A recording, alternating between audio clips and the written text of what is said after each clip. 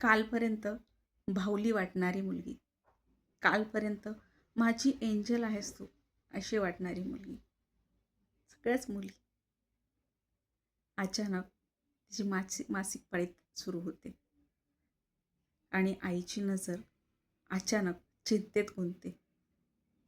चिंतेत असते, पण ती नकळत रागच व्यक्त करत असते. का? एवढ्या लवकर का? आईला भीती असते की आजपर्यंत मी तिला खूप मोकळं सोडलं, आता मोकळं सोडू शकणार नाही आणि मोकळं सोडावं तर लागणारच आहे, पण सोबत जाऊही शकणार नाही.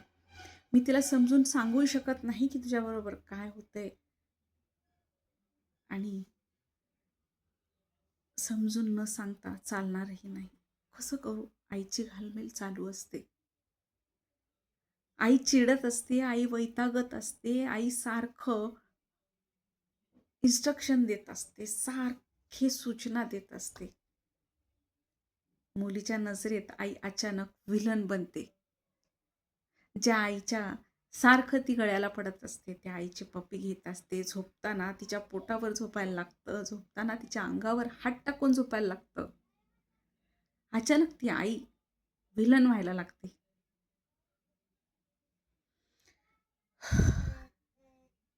त्या आईला पण माहिती असतं की मी विलन होतीये, पण काय करू? मला नीट सांगताच येत नाही. बाळा, तुझे पिरियड्स चालू झालेत. आई फक्त इन्स्ट्रक्शन देत असते, बाळा तू आता नीट बसायला शिक, बाळा तू आता नीट बोलायला शिक, बाळा तू असं वागायला शिक, बाळा तू आता कोणाच्या जवळ जाऊ नको. आईला माहिती असतं की काय होऊ शकतं आता, पण मुलीला कुठं माहिती असतं की तिच्या आयुष्यात एवढा मोठा बदल झालाय. आई पाळीबद्दल तर समजून सांगते की हे सगळ्याच मुलींना होतं, हे सहन करावंच लागतं, त्यातले काय बदल होतात ते सांगतं. पण मनातली भीती तिला व्यक्त करता येत नाही की आणखीन काय होऊ शकतं. आणि तेही असतं की बाळा तू आत्ताच जगात सगळ्यात जास्त वावरणार आहेस आणि माझ्यापासून सगळ्यात जास्त लांब राहणार आहेस. बाळा मला प्रत्येक जागेवर तुझ्याबरोबर यायचं आहे, पण येऊ शकणार नाही.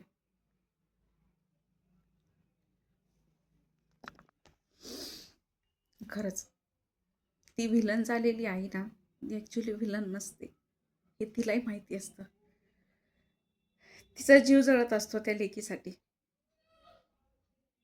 तिला पण वाटतं की तिच्या लेकीला पहिल्याच्या सारखंच गोड गोड बोलावं, पण ती जर गोड गोड बोलली ना, जगाच्या बाजारात, जगाच्या व्यवहारात, जगात मिरवताना तिला लोक कसे हरवून टाकतील ना, ते तिला पण कळणार नाही. आईला पावलोपावली तिचं आज नाही तिचं फ्युचर दिसत असतं, म्हणून ती आई नेहमी वाईट होत असते. मी नेहमी म्हणते, आई ही एकमेव व्यक्ती आहे जगात तिला माहिती आहे की माझ्या लेकरांसाठी मी सगळ्यात वाईट व्यक्ती आहे, पण मी तयार आहे.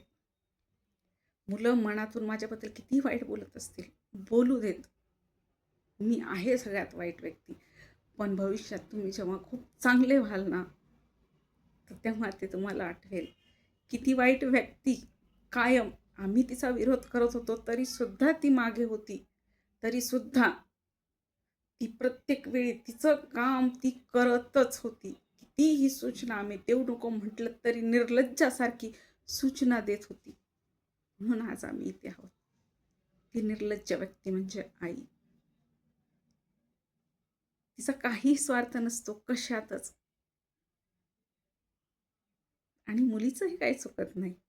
तिला कुठे माहिती असतं की ती अचानक तिचं शरीर नाही तर तिचं आयुष्यच बदलून गेले. ह्यात ताळमेळ बसवता बसवता माहिती आहे का, आईची आणि लेकीची विण सुटत जाते. यावेळेस आईने थोडं समजुतीने समजून घ्यायला पाहिजे. चिडचिड कमी करून शांत बसून बघायला पाहिजे. मुलीचं शरीर बदलतंय, मुलीच्या अवतीभोवतीची परिस्थिती बदलती, तिचं चिडचिड होणं स्वाभाविक आहे. अशा वेळेस आईने थोडं शांत बसायला हवं, कारण आईनं हे सगळं बघितलेलं आहे. थोडंसं तिचं ऐकायला हवं. प्रत्येक वेळी आपण सांगतच बसलो तर तिचं मत काय आहे तिला काय वाटते कधी ऐकणार आपण? आणि ह्याच्यामध्येच माहिती आहे, त्या क्षणी आईची आणि मुलीच्या नात्यातली जी ताटातूट होते ना, ती खूप कमी वेळा असं होतं की ती जुळली जाते. नाहीतर ती विण तुटते आणि लांब लांब जाते. म्हणून हाच एक पिरियड आहे तिथं आईनं खरंच संयमानं वागणं गरजेचं आहे. तुमच्या मुलीच्या शरीरात बदल होत आहेत, मनात बदल होत आहेत, आयुष्यात बदल होत आहेत. तिच्याच वयाचं होऊन बघा. काळजी वाटणं स्वाभाविक आहे. पण काळजी आपण तिला त्या गोष्टी सांगितलेल्या बऱ्या ना, की बाळा हे बघ जग असं आहे. तुझ्या झालेल्या बदलांमुळे तुला मानसिक काही बदल होतील, काही गोष्टी जाणवतील, पण त्या आत्ता तुझ्यासाठी नाही. तू आता असं केलेलं बरं असेल. तिला व्यवस्थित सांगितलेलं बरं नाही का? का नुसतं रागावतच जायचं आणि ती छोटी आहे म्हणून ती ऐकून घेणार, ती पण रागवणार, मनातून दुखवणार आणि आपल्यापासून लांब जाणार. आणि अशीच मुलं मग बाहेर संगतीच्या नादाला लागतात. मग आपण म्हणतो की हिला वाईट संगत लागली. ते आपल्यामुळंच लागत असते. थोडंसं संयमानं घ्या, थोडंसं, खूप कमी काळासाठी. कारण ह्या गोष्टीची सवय लागायला ना थोडासा वेळ लागतोच. आपण विचार करा ना आपल्या वेळेस काय झालं होतं. त्याच्यामुळे मुलीची पहिली पाळी आपण थोडंसं एन्जॉय करूयात. मुलीला वेळ देऊयात. तिला खरं आता मायेची गरज आहे. तिला खरं आता समजून घेण्याची गरज आहे. ह्यावेळेस समजून सांगण्याची, सूचना देण्याची गरज नाही. तिला अगोदर आपण जेवढं प्रेम करत होतो ना, त्यापेक्षा जास्त प्रेम करण्याची गरज आहे. ती सांगू शकणार नाही. पण हे आपणच कळून घेऊयात. आई म्हणून थोडंसं तिच्यात सामावून बघूयात आणि थोडंसं शांत राहूयात. मग बघा आपली विण एवढी घट्ट बनेल ना, की जगातली सगळ्यात चांगली, सुंदर, निखळ मैत्री म्हणून आई आणि मुलीचं नातं जगासमोर येईल.